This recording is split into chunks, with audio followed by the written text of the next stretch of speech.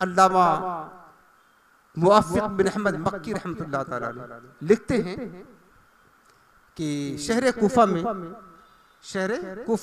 एक मालदार शख्स था, हयादार भी था, खुददार भी था। अल्लाह ने दौलत दिया था, लेकिन वक्त है, माल दौलत ये हाथ की मैल है प्यारे। इसी वजह से पर तकब्बुर नहीं करना चाहिए, गुरूर कभी नहीं करना चाहिए। बड़े से बड़े बादशाह फकीर बन जाते हैं, रोड पर आते हैं, और बहुत सारे फकीर वो बादशाह और शाही महल में पहुंच जाते हैं। ये निज़ाम है कुदरत का। अल्लाह किसी को माल देता है, किसी से छीनता है, किसी को देता है, किसी से लेता है।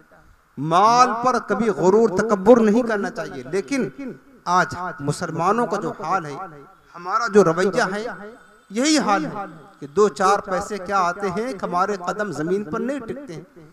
हम दूसरे गरीबों को हकीर समझना शुरू कर देते हैं, दूसरों को जलील समझने लग जाते हैं और तकब्बुर में भर जाते हैं। जबकि ये तकब्बुर करने वाला भूल जाता है कि ये माल या तो हमसे रुखसत हो जाएगा, या तो हम छोड़कर इस माल को सुए कब्र चले जाएंगे। जाना तो है ना, एक दिन हाथ की मैल है।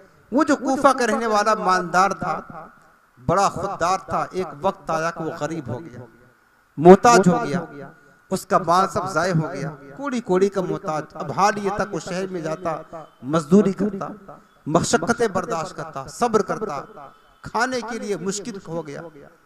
एक दिन का वाकया है, उसकी एक छोटी सी बच्ची थी, वो बाजार गई थी, उसने बाजार में देखा ककड़ी को, तो अपने माँ के पास आई और कहने लगी कि अम्मी बाजार में ककड़ी बिकती है, तुम मुझे दिला दो।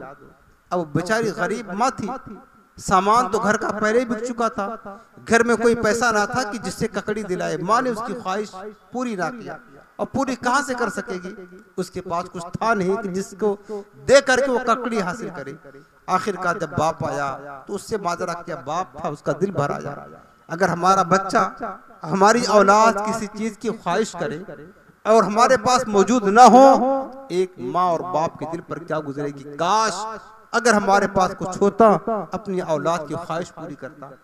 बाप बेचारा तंगदस्त था, उसने अहद किया और सुन रखा था कि इमाम आजम बहुत बड़े दस्तगीर है, हाजत रवा है, लोगों की जरूरियात पूरी करते हैं। सोचा कि जाकर इमाम आजम से मदद लूंगा, वो यकीनन हमारी मदद करेंगे। वो शख्स गया, आपकी मजलिस में बैठा, लेकिन शर्मो हया के मारे उस मुबारक महफिल में कुछ कह ना सका, अपनी गुर्बत की दास्तान बयान ना कर सका। इमाम आजम ने अपनी नूरे बातनी से और फरासत ईमानी से उसको पहचान लिया, यकीनन ये हाजतमंद है, लेकिन खुददारी और हयादारी की वजह से ये कुछ कह नहीं सका। जब मजलिस बर्खास्त हुई, वो शख्स जाने लगा, इमाम आजम ने एक शख्स को उसके पीछे भेजा कि जाकर इसके अहवाल मालूम करके आओ।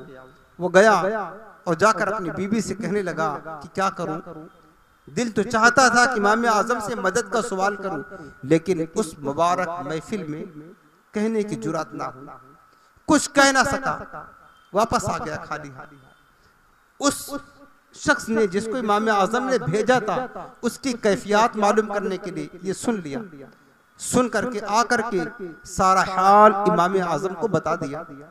इमाम आजम रहमतुल्लाह ताला अलैह, रात हुई, अब देखिए कैसे दस्तगीरी करते हैं, उम्मत की दस्तगीरी देखे।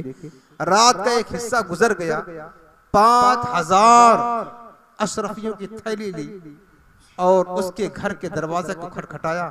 दरवाजा खुला तो दरवाजे पर रख दिया और फरमाया कि एक शख्स है जो तुम्हारे दरवाजे पर दिरहम अशरफियों की थैली रखकर जाता है, इसको तुम लेना, इस्तेमाल कर लेना और वापस नहीं करना।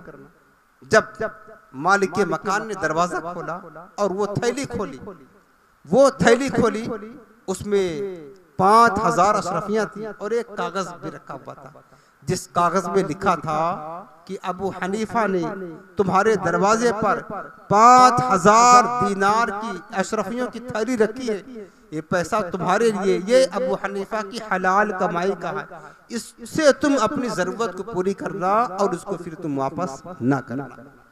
इस तरह इमाम आजम ने उम्मत की खैर ख्वाही की है, उम्मत की